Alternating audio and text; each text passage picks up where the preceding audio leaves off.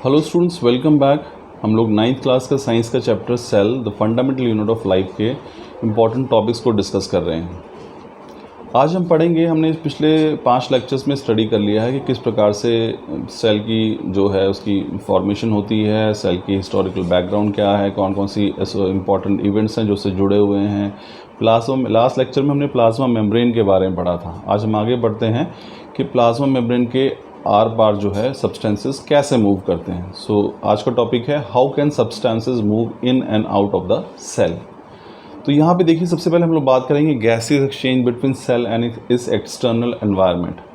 देखिए, सेल जो है जिसको आप कोशिका कहते हैं, उसमें उसके इर्द गिर्द जो है गैसेस का भी आदान प्रदान होता है। यानी कि जो गैस हैं स्पेशली ऑक्सीजन और कार्बन डाइऑक्साइड, वो सेल के अंदर भी आती हैं और सेल से बाहर भी निकलती हैं। तो ये किस प्रकार से संभव होता है ये हम पढ़ते हैं। तो पहले हम सेल के आर पार गैसियस एक्सचेंज की बात करेंगे, यानी गैसेस जो हैं सेल के आर पार कैसे जाती हैं। तो देखिए, पहला पॉइंट क्या है यहाँ पे, movement of oxygen and carbon dioxide to and from the cell is carried out through diffusion. तो सेल के आर पार जो कार्बन डाइऑक्साइड और ऑक्सीजन का मूव होना है वो वास्तविक प्रोसेस के जरिए होता है, एक प्रक्रम के जरिए, जिसको कहते हैं हम डिफ्यूजन।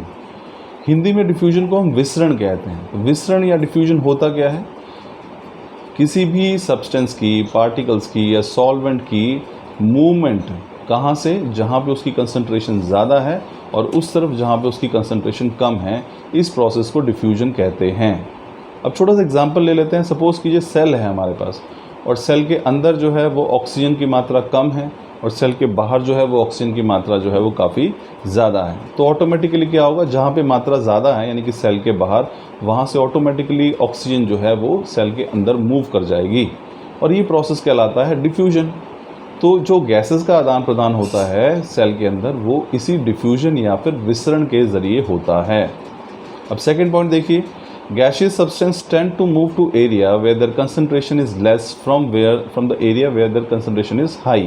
तो मैंने आपको यही बताया, जो गैशियस सब्सटेंस हैं वो अक्सर उस स्थान से जहाँ पे उनकी कंसंट्रेशन मतलब सांद्रता या फिर मात्रा जो है कम होती है, वो उस तरफ मूव करती हैं। कहाँ से, उन एरिया से जहाँ पे उनकी मात्रा अधिक होती है। तो मैंने आपको भी बताया कि सेल, सपोज़ कीजिए, उदाहरण लीजिए कि सेल हमारे पास है और सेल के बाहर ऑक्सीजन की मात्रा बहुत ज़्यादा है और सेल के अंदर बहुत कम है, तो ऑटोमेटिकली जो ऑक्सीजन है वो बाहर से अंदर की ओर मूव कर जाएगी।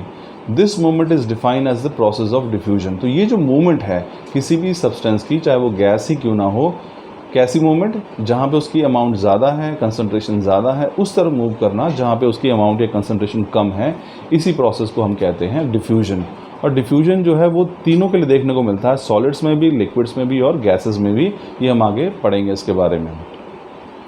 अब ये तो हुई स्टूडेंट्स बात किसकी, कि गैसेस का एक्सचेंज या मूवमेंट जो है वो कैसे होती है। अब हम बात करेंगे कि मूवमेंट, वाटर की मूवमेंट जो है वो किस प्रकार से होती है। क्योंकि पानी जो है एक इम्पॉर्टेंट सबस्ट्रेट है, एक इम्पॉर्टेंट सॉल्वेंट है जो कि किसी भी सेल के लिए बहुत असेंशियल है। तो टाइम टू टाइम पानी का, वाटर का जो है सेल के अंदर मूव करना बहुत ज़रूरी है, अंदर बाहर। तो हम देखेंगे कि एक सेल के अंदर जो है वो इसकी मूवमेंट कैसे होती है, विल सी दैट, और ये हम स्टडी करेंगे अपने नेक्स्ट लेक्चर में। So stay tuned students. Thank you very much.